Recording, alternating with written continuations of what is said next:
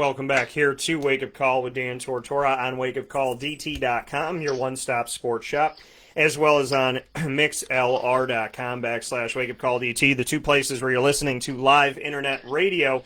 You're watching us on Facebook Live on Facebook.com/LiveNowDT, and for those of you that watch and listen religiously, you know that on YouTube you'll be able to watch back these videos as well on YouTube.com/WakeUpCallDT. So plenty of ways to get connected to the show, and of course, the interviews get archived in our many areas, including iHeartRadio, TuneIn, Stitcher, Spotify, MixLR, YouTube as mentioned, Apple Cast or iTunes, Podbean, and so much more. And all you have to do is search Wake Up Call with Dan Tortora on any of those outlets, and that will bring the show archive of over 1,400 episodes to you. So with that being said, it is my pleasure, it is my honor. Inside of MonPazPopcorn.com's What's Poppin', we had Donnie Simmons on the show. His teammates of 2011 to 2014 at Syracuse, Sam Rodgers, is here with us. Sam has been no stranger to the broadcast, and above being a Syracuse football alum and Syracuse University alum, he is also currently running this year for the New York State Senate 53rd District. So it is my honor and my privilege to bring on Sam Rodgers to the show, who has just gotten a very healthy and positive endorsement from his teammate, Donnie Simmons. Sam, how you doing today? Good morning, Dan. Thanks for having me on, and thank you, Donnie. I caught the end of that interview. I'll tell you what, there's not a smoother talker than Donnie Simmons. You know, when we showed up as freshmen at Syracuse, and, you know, everyone showing up, you know, big time football players, everyone wanted to show, you know, how good they were at different things. Donnie was always the guy in the middle mediating everything.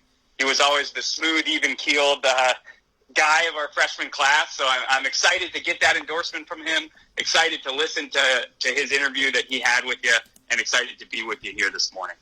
I appreciate that, and I love the energy. And you and I were you had sent me over something, and I wanted to share it with everybody. I'm sure many people saw it, but I do want to put a spotlight on it. You said that, you know, with everything I've been doing with my now today's day 163 consecutive of at least 10,000 steps a day. So I know that right. You know, you were doing something special, you know, with your mom, and I wanted to share that with everybody. You know, just what you did, because it had to do with the cardio thing, and you had sent me obviously information on it and the importance of it, and you said, I think you'd appreciate this, and I think a lot of people would, so if you could share that with everybody. Yeah, sure. So a few weeks ago, my mother and I rode our bikes from Hamilton, New York, the Colgate Football Stadium, to the Carrier Dome.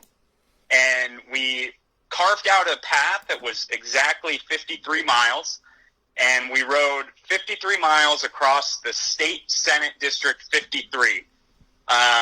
And it was a great experience. It was really tough. It's funny, the hardest 3 miles were the first 3. But we did that together. It was such a fun day to spend time with my mom, who is amazing, you know, biking 53 miles with me across the district. The idea kind of started, we did it on September 19th, and I had this date circled on my calendar because if you remember back before all this chaos started, Colgate was supposed to play Syracuse in a football game to open up the new Carrier Dome on September 19th, and I knew, as a former Syracuse football player and as someone running for state senate in a district that has Colgate and Syracuse in the district, wow, what an opportunity to do something unique, something cool for the campaign.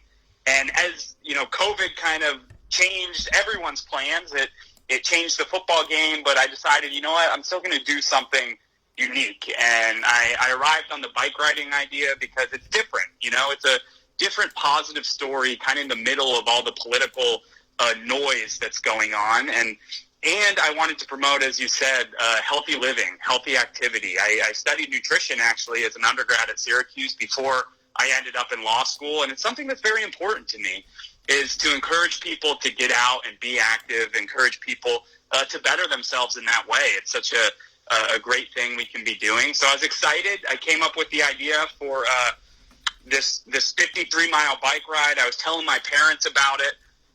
inviting them to come up and watch. They watched me play so many times in the Carrier Dome. Come up and watch. And they said, well, you should probably have a riding partner if you're going to ride that long. And so I challenged my mom, and she gladly accepted. And again, shout out to her for doing this ride with me. 53 miles, mother and son ride for the 53rd District up here in Central New York. Yeah, and the thing is, I love my mom, and I'm so close with her, and we get to do a lot of great things and have adventures together. What was this adventure like with your mom? Oh, it was great. It was, like I said, the first 3 miles, we hit this hill coming out of Hamilton, New York, that we were both looking at each other like, yeah. Uh-oh. Like, this is, what have we gotten ourselves into? And it was by far the hardest hill of the whole ride. And if you know the geography pretty well, Madison County, on the way from Hamilton, kind of as we stretch west towards Onondaga, is pretty hilly. It's a nice mountainous ride. So it was a tough ride. The first 3 miles were so hard, but it was beautiful landscape. Getting out there, seeing the country roads, and then just seeing the whole district and showing people that, Central New York is so unique. It's diverse in geography. It's diverse in people, and just showing people that when I'm a state senator, I'm going to care for the whole district, and I'm going to do things that show, sometimes other forgotten places that, look, I'm here for you. And I think that that's a beautiful thing. And Sam Rodgers here with us, Syracuse Orange Football alum, running for New York State Senate in the 53rd District this year. You'll be able to vote in just a few weeks. Sam, for you to represent Central New York, we have talked about the importance of it. You just said, to find some places, some nooks and crannies where people think they're forgotten, and for you to say, no, when I'm state senator, I'm here to represent you. A lot of politicians talk the talk. Very few of them walk the walk. Why should people believe that you are really, truly going to listen to Central New York and help Central New York to have a voice in the state of New York? Well, it's because, and if I can bring it back to the football example, is my experience, as a team captain. I was the long snapper on the football team.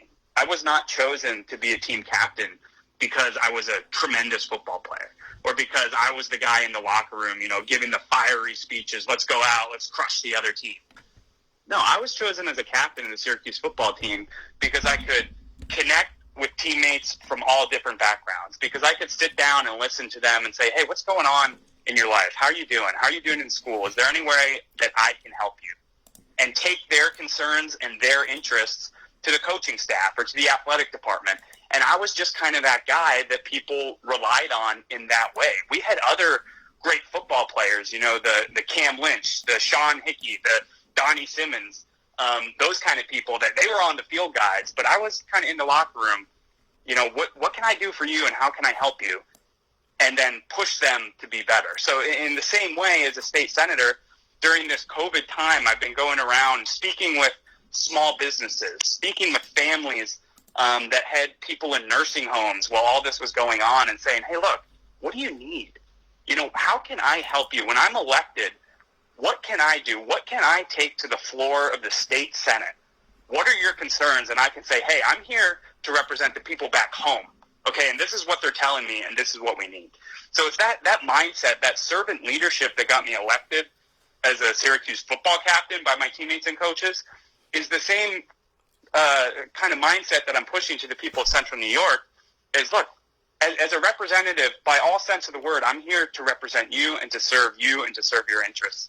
And I'm banking on that message getting through, like, hey, this is a little different. This is a little different type of politics than we're used to, but I believe that this Sam Rodgers is going to actually go to Albany, hear me out, and advocate on my behalf.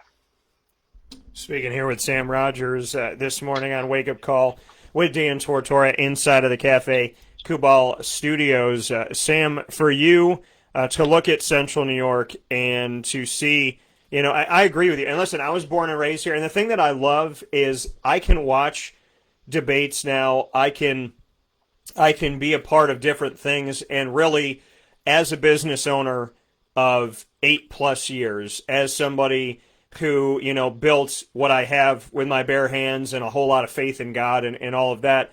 I can speak to things. I can tell you, yes, I felt helped as a business owner. No, I did not feel helped. Yes, I think my community is being looked at. No, I don't think my community is. I mean, I think that when it comes to you running and what you're looking to do and whatnot, I'm a perfect audience for you because I was born and raised here. I came back here, twice. I built my roots here. I built my business here.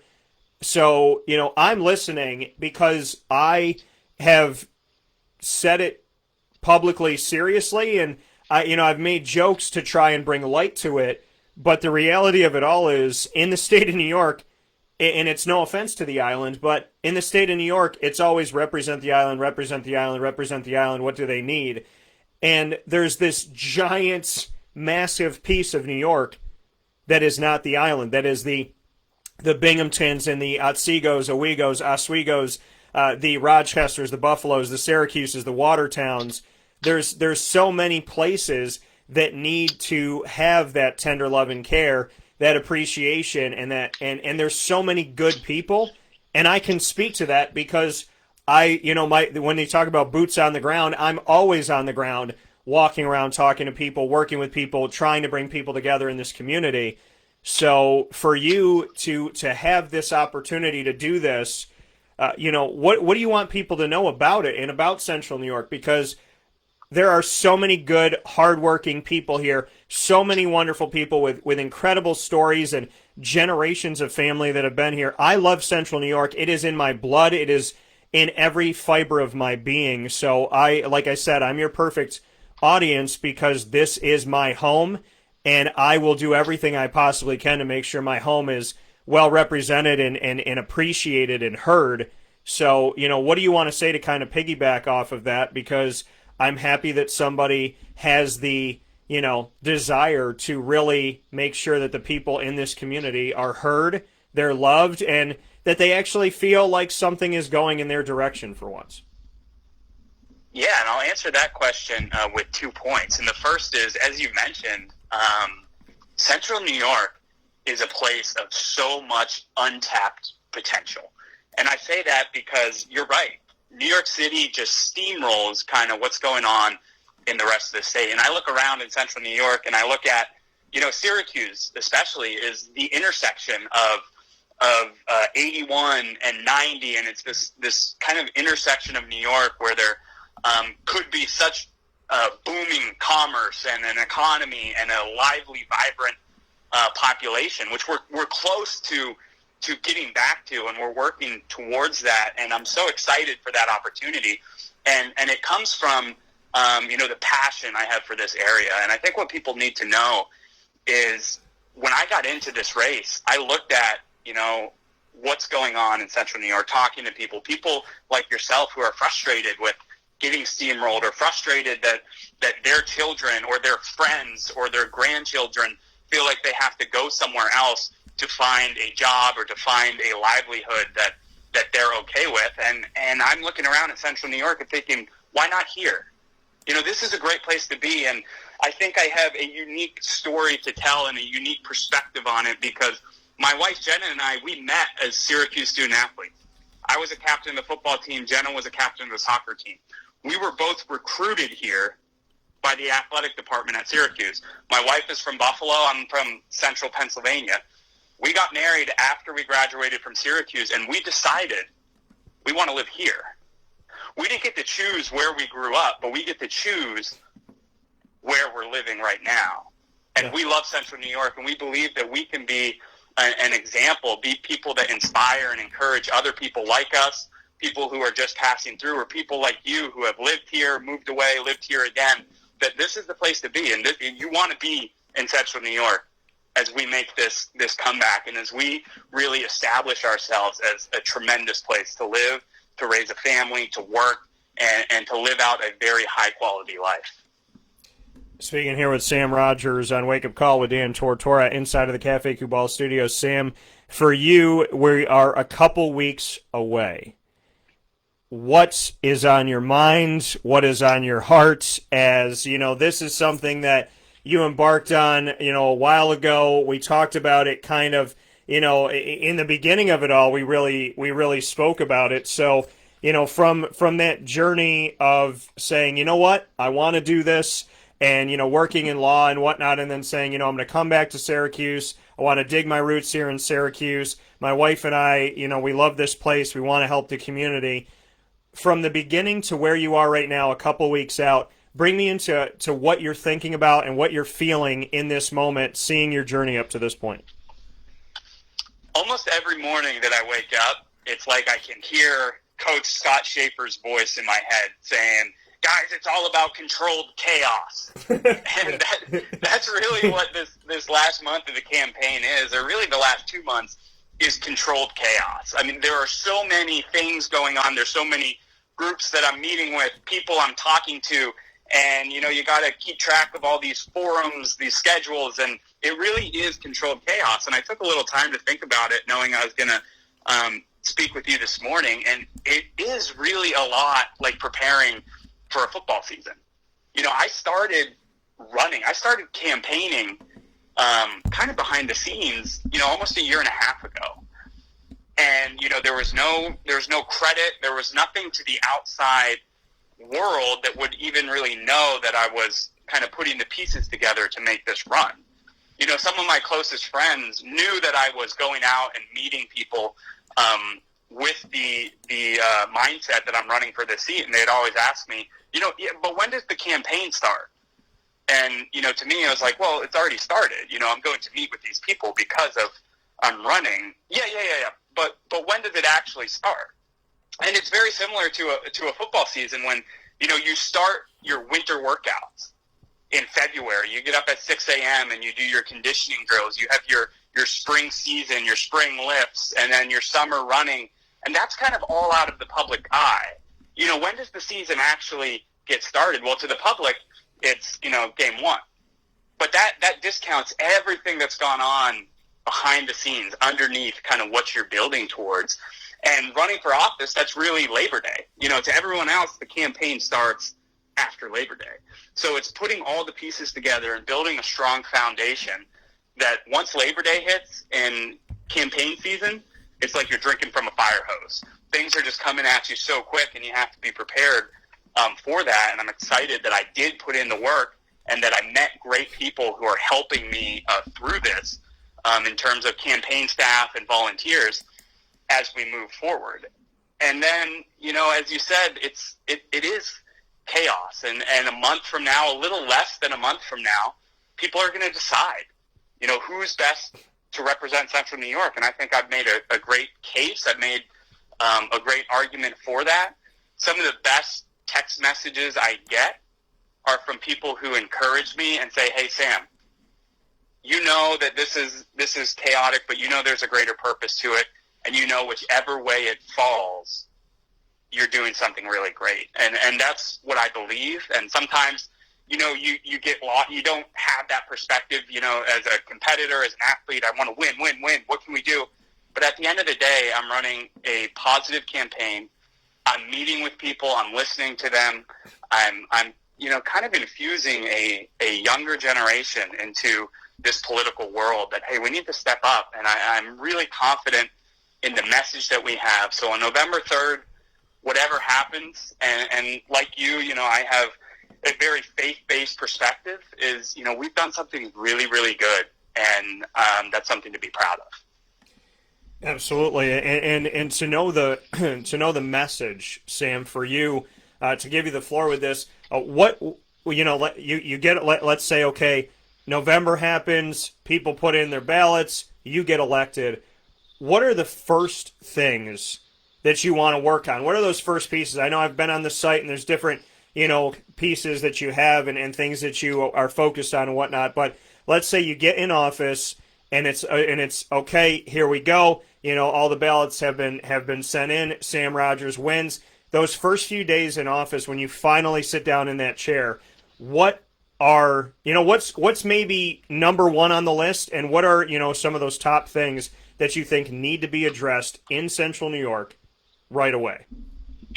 So the first, and kind of on everyone's mind, and it's umbrella issue covers everything is COVID response. And how are we going to keep responding to that? What's it going to look like into the future? And I think that's where, the Central New York representative really comes in. And to get into kind of the political weeds here, the state legislature voted away their power to respond to the COVID pandemic. And in March, they gave the governor very, very broad executive authority to call really all the shots when it comes to COVID response.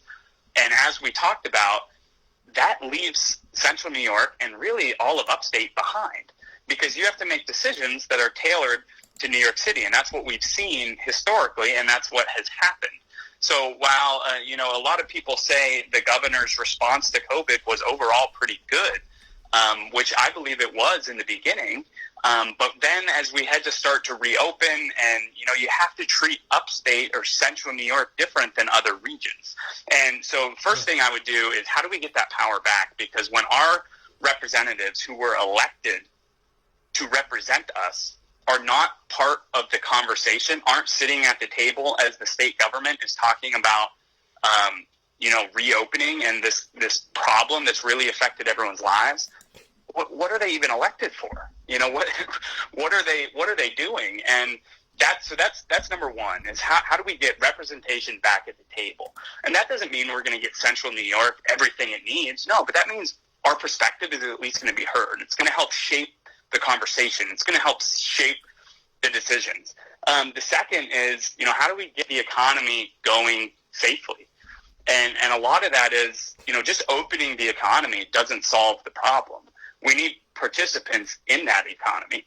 Recently, an article came out on Syracuse.com that Onondaga County has received, $10 million more of sales tax revenue than it expected. That's great news. That means that people are taking precautions, but they're going out and spending money in local businesses that provide tax dollars for our region. So we need to keep promoting that. Look, we need to open safely. I 100% agree. I know that is something we still need to be very diligent in, but we need to incentivize, people that are comfortable, people that are disciplined, wearing the mask and going out, that, you can go out and spend your money at local restaurants. You can go out and do some of the things that you were doing before, just safer. So building the economy that way, and then also, again, just talking to businesses, talking to families. What do you need? I'm here to represent you. My interests are gone. What do you need, and what can I take to the state Senate on your behalf? And I think that is incredible. That's obviously the point that we have to really focus on. And I've talked to a lot of people about this too, is how different we are when it comes to coronavirus. And if there's 100,000 cases in the New York City area and there's 349 in Onondaga County, it's obviously very different. I feel like, and I don't know what you've seen, Sam, but I would like to say that I believe the approach of Central New York to the COVID-19 pandemic has been rather good. And I feel like for the most part, people have listened, people have worn their masks, and people are doing a good job. I would venture to say, because I think it's been, down to lower than 1% have tested positive, in the last few months, or, it got down to like 0.5% or something like that. I don't know what you're seeing numbers-wise and whatnot, but I, from my perspective, believe that most people here are doing what we need to do to try to get back to normal. Yeah, I agree. I think our numbers look good, and things are starting to pick up. I think part of that is so much credit to the people of this region who are being disciplined, who are being safe, who are thinking differently, and thinking about other people. How can I not spread this virus? I think our universities, I think Syracuse has done a great job. I think if you talk to a lot of people, they were kind of waiting for that explosion, and it really hasn't happened yet. And they've kept a good bubble there, and I just hope that they can keep that up. And then I'd say secondly, it has to do with just the geography of the region. We are different than New York City, and we keep coming back to that, but it's a point that needs to be made. We are much more spread out. We are, we have very rural areas, and even, Syracuse is just not as dense as some of the other cities where you're seeing these hot spots pick up. So that is something that needs to be taken into account. We do need to keep tracking the numbers. We do need to keep looking out for one another as we're safely reopening. But overall, I think Central New York has done well, and we will continue to do well as we move along. Sam, before I let you go, Sam Rodgers here with us, New York State Senate's 53rd District running, and will be on the ballot this November. Sam, I'm a small business owner. What are the things that you want me to know about you? I know so many small businesses here in the community, and work with so many of them. Great people, hardworking people. I am one of those hardworking people out there myself. What should small businesses know, and why should we feel safe with you? I would first ask, do you feel well represented now in the state Senate? And then again, I'd reiterate, when I'm state senator, when Sam Rodgers is your state senator, Senator Sam, come to me. Tell me what are your issues? What are the biggest things you're facing? And my message is, I can make your case stronger on the Senate floor than any other option out there. So this election can be boiled down to a question. Whether you're a small business owner, whether you're thinking about your family, your child's education, it's when something that you care about is on the line. Who do you want to stand up on the Senate floor and say, I'm here to represent the people back home and make a difference and make the argument and make the case that Central New York needs help, and here's why, because this is what I'm hearing. So that's what I can bring. That's what people should feel comfortable, is that I'm going to the state Senate with your interest on my mind, and that's what it's all about. That's what public service is all about, and I want to really bring that culture and that mindset to the state government. What will keep you focused on Central and Upstate New York, even if there's pulls this way or that way? If you say, hey, listen, I'm New York State Senator, I go in there for the 53rd District, I'm representing Central New York, I'm representing Upstate. What keeps you on that and keeps you focused on that? What would you, like a year from now, 2 years from now, 10 years from now, what would keep you focused on us if there's other people otherwhere that have, other places that have different wants and different desires? What keeps you focused on Central New York? Staying in touch with the people and always going out and meeting people. I've been going door to door in this campaign. I put on a mask, I put on plastic gloves, I knock on a door, I take 5 steps back and talk to people. That is the best way to start understanding, what do people really care about? What are they thinking about? And that has to continue. I think some politicians, as they go along, as you get more well-known, it's less necessary to go out and actually just meet people at their door, meet people where they're at, where they're comfortable. And then you start to lose touch. And then you start talking about things that go over people's heads that they don't really care about. So when I'm state senator, what I'm learning during this campaign is it's all about meeting people, sitting down, having the conversations, and finding out what really is the heartbeat of the area. What are people thinking about? And understanding that you must keep that perspective. And once you get to the point where maybe I don't want to do that anymore, or it's not worth my time, people already know me, well, then it's time to move on. You're not going to be a great representative, and I believe that. I think our government is benefited by people, term limiting themselves, understanding that, look, I've come into the state Senate, I've served my, whatever years it is, I've listened to the people diligently, and now it's time for me to move on. That coming here from Sam Rodgers this morning, running for New York State Senate of the 53rd District. Sam, before I let you go, I do want to take a look back to digging some roots at Syracuse. I got to be a part of the reopening of the Dome. It happened December 1st, 1980 that it opened, and then on September 26, 2020, it reopened almost 40 years later to the dates. Only to, those are the two moments in history that we could talk about a Dome opening here in Syracuse. And of the very, very, very small amount of people there, I'm very grateful to God above everything, to hard work, dedication, and determination, to faith, and obviously to Syracuse University for making that moment possible in my life. What can you tell me about the new dome here in our community? What your thoughts are on having a venue upgraded, and not only that, but to what you think about Syracuse football season so far, because I know you're always going to be a fan and always be connected to it. So what are your thoughts on the new dome, and then what are your thoughts on what the team has done so far this season? Yeah, that's great. I can't wait to see the new dome. I haven't been inside yet. Can't wait till we can get the general public back in there. I'll say it's going to be quite an experience. I have so many memories of trying to get in as quick as possible and shut the doors with the air-supported dome, and reading the tweets and seeing how, well, that's just not an issue anymore. It's going to be quite an adjustment. It's going to be something. But I think, the dome needed upgrading. I think it's going to be great. It's great for recruiting. It's great for, fans watching the game. Talking about, AC, it seems like, in 2021. It just reminds me of, I think it was 2-3 years ago when we hammered Florida State in the Carrier Dome. It was an early game in September, and we were crushing Florida State, and I was looking around at the fan base thinking, this is just such a great moment for Syracuse football to be just taking it to Florida State.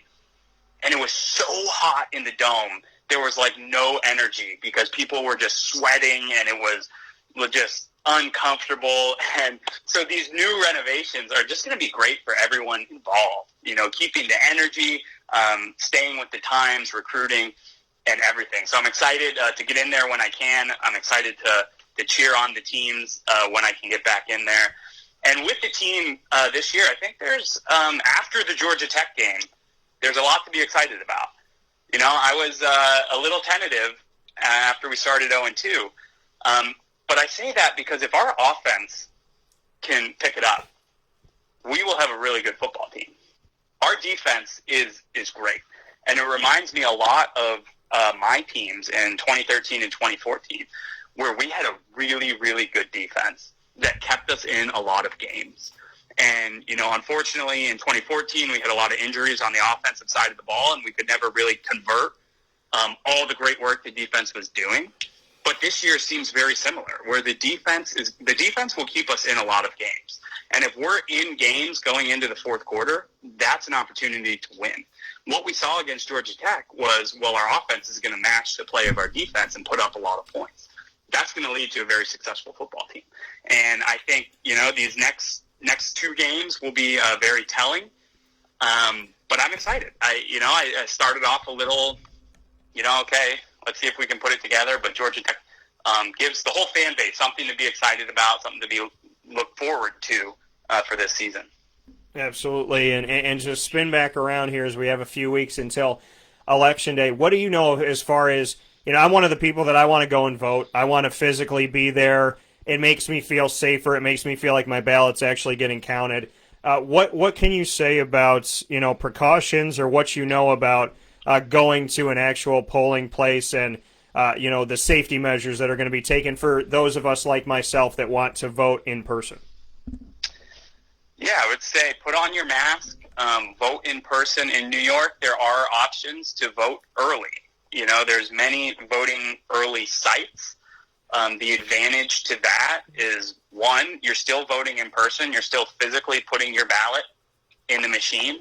And two, they'll be less populated. It's kind of more spread out, so there's unlikely that there'll be a ton of people there if you show up early.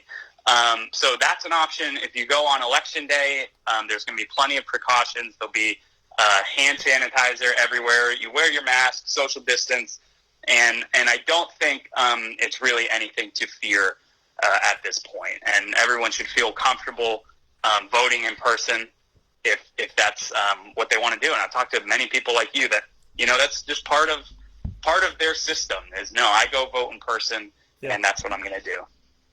Yeah, coming from Sam Rodgers. Sam, final note here, final thing that you want the community to know. You have Central New York's attention. What is your final thing that you'd like to say today?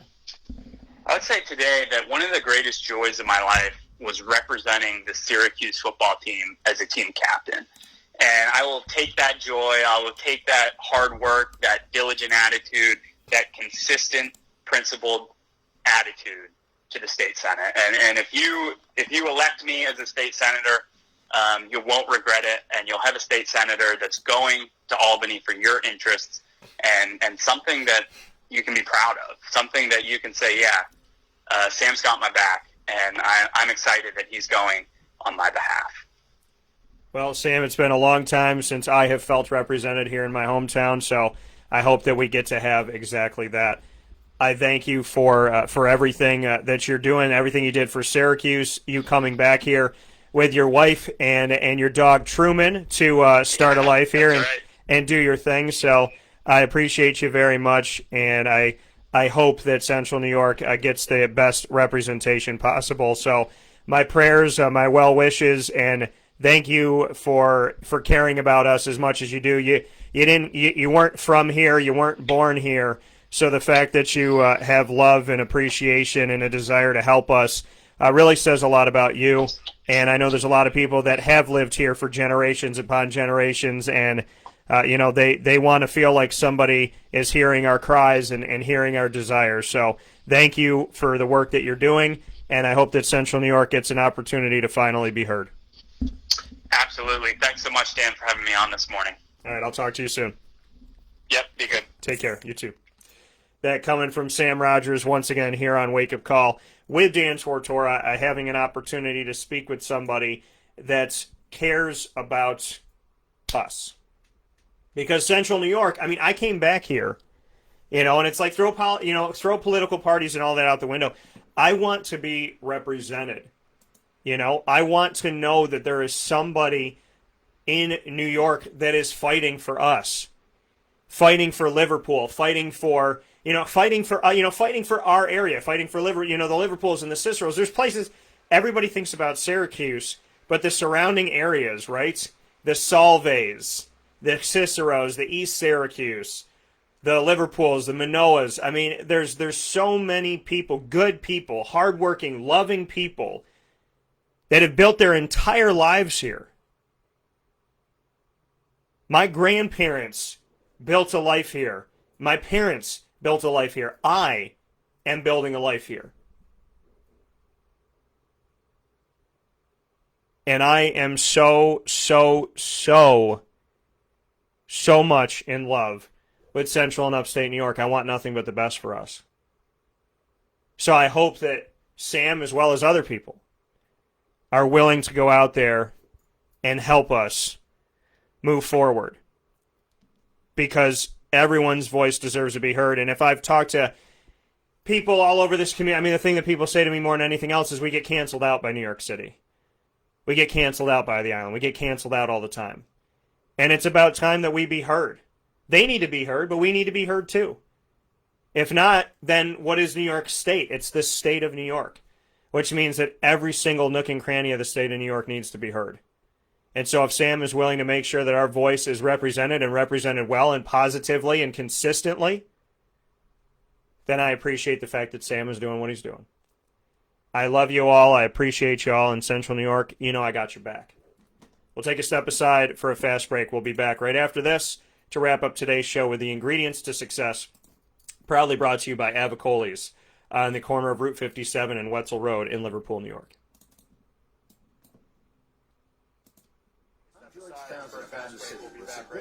Buying a new car. The true cost of owning a new car is determined by the appraised value when you trade it. No vehicle appraises higher than a Honda. Next, look to low APRs and deep discounts. You also want low maintenance costs and great fuel economy. That's why my advice to you is to buy a new Honda. Looking pre-owned, visit our Honda Certified Used Car Center. Honda City, 7140 Henry Clay Boulevard, Liverpool, or HondaCity-CNY.com.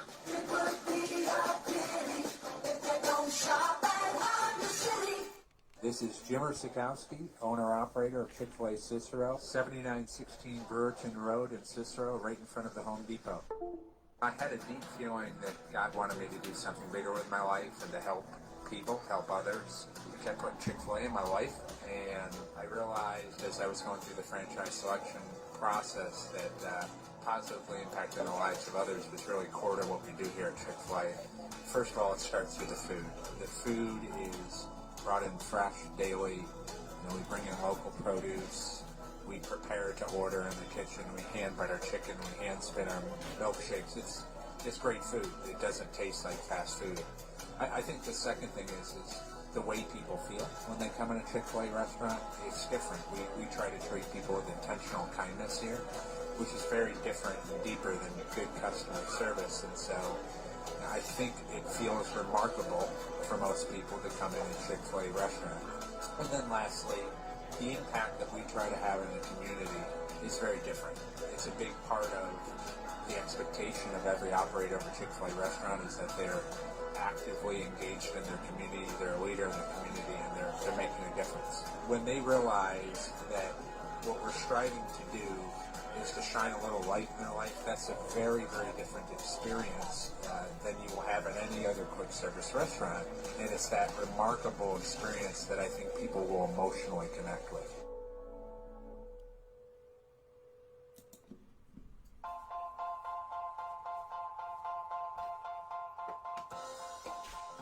Cafe Cabal Mobile Cafe brings the cafe experience to you.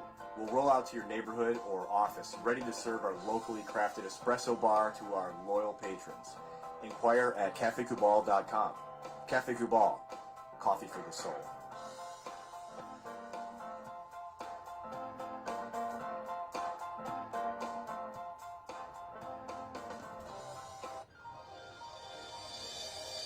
Ma and Pa's Kettle Corn and Popcorn Factory, located on 201 7th North Street in Liverpool, is home to over 40 flavors with more than 200 flavors in their total wheelhouse. Sky's the limit for this sweet and savory Central New York company. Keep it local at your parties, fundraisers, wedding showers, baby showers, and more by calling 315-450-MA-PA. That's 315-450-6272 for popcorn bars with custom flavors and colors at your upcoming event. Make sure to visit them on 201 7th North Street in Liverpool, New York. And for more information, go to maandpazsnacks.com. Ma and Pa's Kettle Corn and Popcorn Factory. How corny are you?